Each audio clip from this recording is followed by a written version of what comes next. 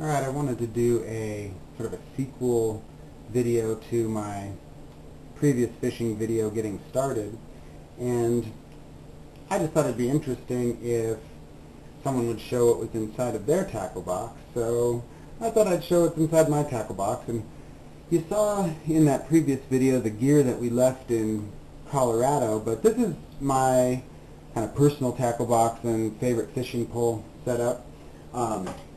I generally use this vintage Mitchell Garcia reel, and it's just been known to be like a workhorse of a reel. They're pretty desirable, and just a Shakespeare pole with the cork handle.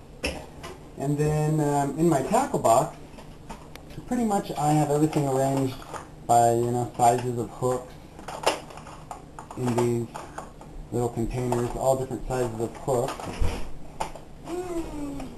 And then in this container I have all different sizes of weights, and then my big huge weights and bobbers. Some of the things that I'm really always glad to have is a flashlight. So far I haven't been glad to have my snake bite kit. Always use my pliers. Sometimes I forget my sunglasses, so I have a pair of sunglasses in here. A good knife. And then in case you feel like catching a big fish. The other thing that I have in here is just some very small clamps to get down in to get the hook out of a fish. Weird little thing, a chapstick, because sometimes it's windy. And anyways, then a bunch of different snelled hooks.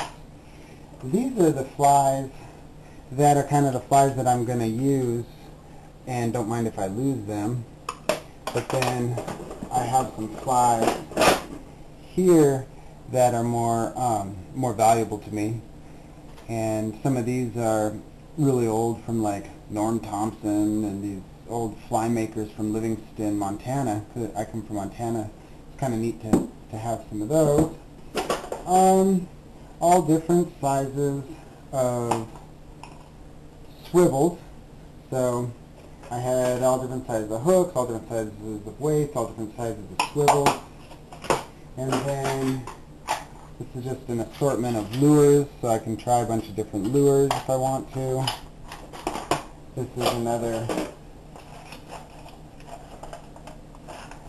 setup of different lures that I have, and a few specialty flies, or flies that have worked for me a lot. Then I don't know how to tie knots from when I first started fishing.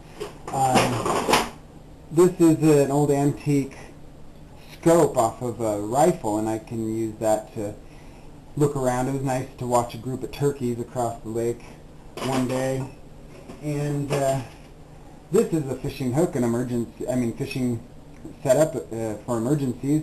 You can use something like this and fish, just using this like a reel, wrapping it around, and then there's some hooks and a weight. So I don't know why I would use this if I had my tackle box with me, but it's in there kind of just because I think it's cool.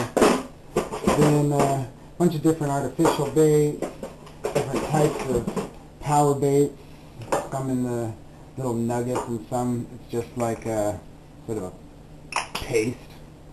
But then empty thing of salmon eggs. Extra reel. You never know when you're going to mess up your reel or break it. Some steel leaders and miscellaneous things. But that's, I won't bore you with putting all this stuff away, but that's the main things that I have in my tackle box.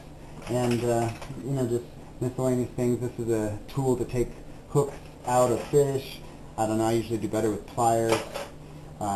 This is just a little flint and stone, so I can start a fire if I need to. But other things I'll bring along with me sometimes, some insect repellent, although I don't think that brand works very good. This is a rain jacket, fishing hat. Then I thought I'd show you this. These are really cool. If it's cold, I got this Zippo hand warmer, and it's like a catalytic heater, and it just runs off the Zippo fluid, and then got to have a Zippo to light the Zippo. But you know, some things to keep warm, keep the sun off you, stay dry, keep bugs off you. And then there's all the miscellaneous things that I have in my tackle box. And so I thought I'd share that with you. I always find it interesting to look in other people's tackle boxes. I don't like the big huge ones with all the different shelves. I kind of like this small metal antique one. But there you go. That's what I keep in my tackle box.